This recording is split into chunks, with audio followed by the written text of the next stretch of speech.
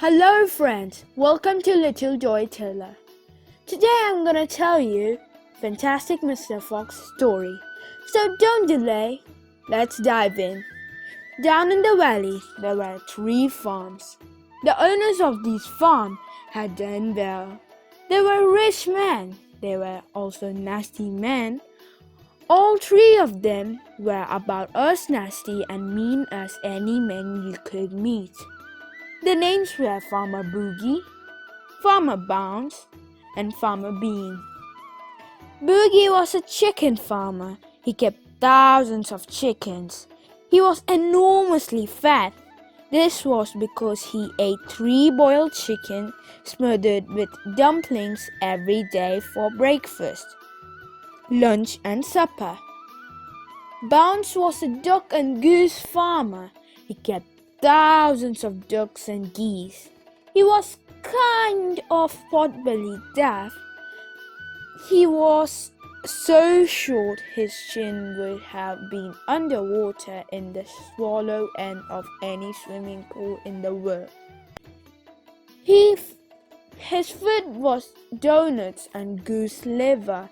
He mashed the livers into disgusting paste and then stuffed the paste into the donuts. This diet gave him a tummy ache and a beastly temper. Bean was a turkey and apple farmer. He kept thousands of turkey in an orchard full of apple trees. He never ate any food at all. Instead, he drank gallons of strong cider, which he made from the apple in his orchard. He was as thin as a pencil, and the cleverest of them all, Boogies and Bounce and Bean.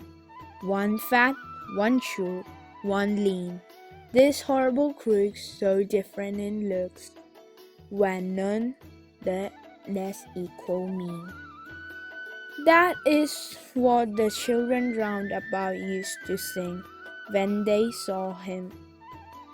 On a hill above the valley, there was a wood. In the wood, there was a huge tree. Under the tree, there was a hole. In the hole lived Mrs. Fox and Mr. Fox, and their 4 children foxes. Every evening, as soon as it got dark, Mr. Fox would say to Mrs. Fox, "Well, my darling, what shall it be this time? A plump chicken from Boogie? A duck or a goose from Bounce? Or a nice turkey from Bean?" And then Mrs. Fox had told him what she needed. Mr. Fox would creep out down into the valley in the darkness of the night and help himself. Boogies and Bounce and Bean knew very well what was going on, and it made them wild with rage. They were not men who liked to give anything away. Less still did they like anything to be stolen from them. So every night each of them would take his shotgun and hid in a dark place somewhere on their farm, hoping to catch the robber. But Mr. Fox was too clever for them. He always approached a farm with the wind blowing in his face. And this meant that if any man was lurking in the shadow ahead, the wind would carry the smell of the man to Mr. Fox's nose from far away. Thus, if Mr. Boogie was heading behind his chicken house number 1, Mr. Fox would smell him out from 50 yards off and quickly change direction, heading for chicken house number 4 at the other end of the farm. "Dang and blast that lousy beast!" cried Boogie. "I'd like to rip his guts out," said Buns. "He must be killed," cried Bean. "But how?" said Boogie. "How on the earth can we crashed the blighter. Bean picks his nose delicately with a long finger. "I have a plan," he said. "You have never had a decent plan yet," said Buns. "Shut up and listen," said Bean. "Tomorrow night we will all head just outside the hole where the fox lives. We will wait there until he comes up, then bang!" "Very clever," said Buns. "But first we shall have to find the hole." "My dear Buns, I have already found it," said the crafty Bean. "It's up in the woods on the hill. It's under a huge tree." "Well, my darling," said Mr. Fox, "what shall it be tonight?" "I think we have duck tonight," said Mrs. Fox. "Bring us 2 fat duck, if you please. 1 for you and me, and 1 for the children." "Duck it shall be," said Mr. Fox. "Buns best. Now do be careful," said Mrs. Fox. "But Marge, darling," said Mr. Fox, "I can smell those goons a mile away. I can even smell one from the other. Boogie gave off a filthy stink of rotten chicken skin. Buns reeks of goose liver, and as for Bean, the flame of apple cider hang around him like poisonous gases." "Yes, but just don't get careless," said Mrs. Fox. "You know they will be waiting for you. All 3 of them. Don't you worry about me," said Mr. Fox. "I'll see you later." But Mr. Fox would not have been quite so cocky. Had he known exactly where the 3 farmers were waiting at the moment? They were just outside the entrance to the hole, each one crouching behind a tree, with his gun loaded.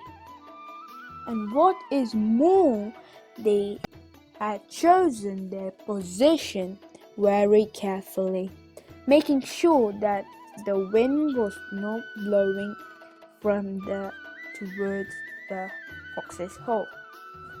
In fact, it was blowing in the opposite direction. There was no chance of them being smelled out. Mr. Fox crept up the dark tunnel to the mouth of his hole. He poked his long, handsome face out into the night air and sniffed once. He moved an inch or 2 forward and stopped. He sniffed again. He was always especially careful when he came out from his hole. He inched forward a little more. The front half of his body was now in the open.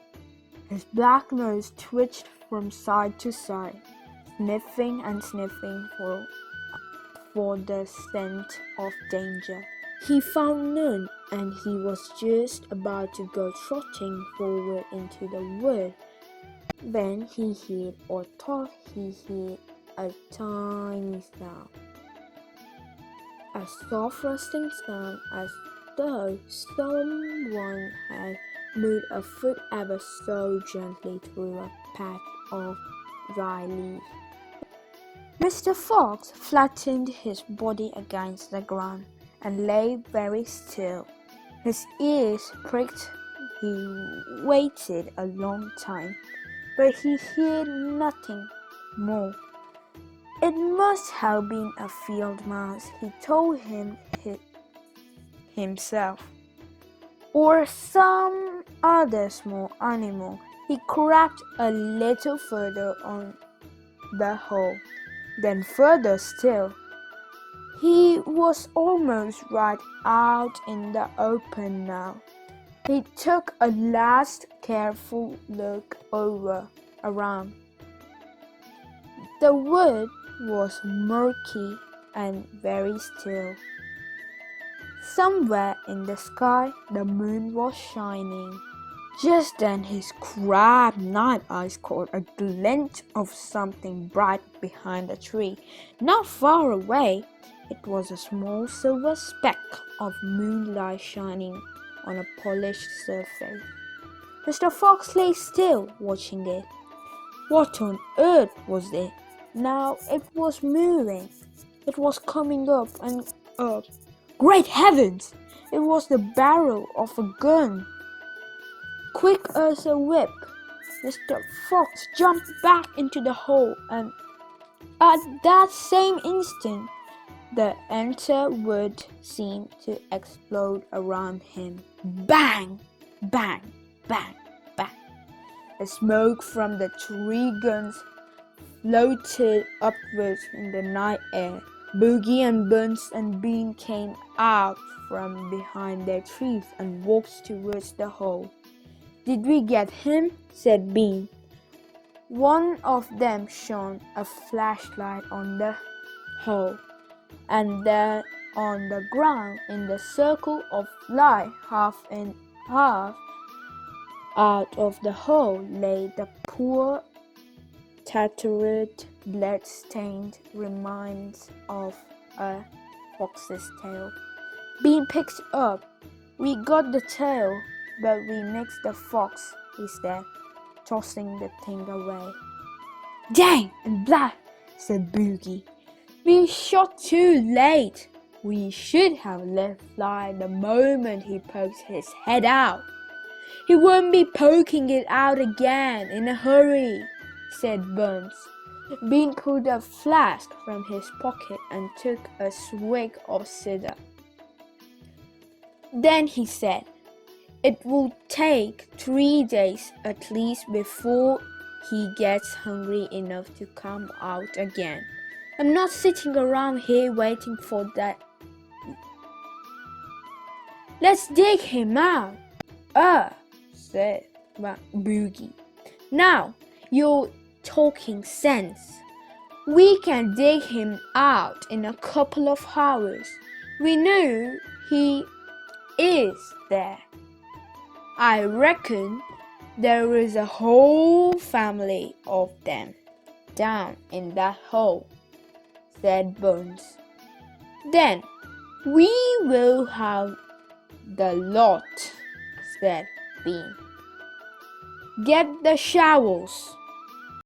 Thanks for listening and wait for next episode. Good night and sweet dreams.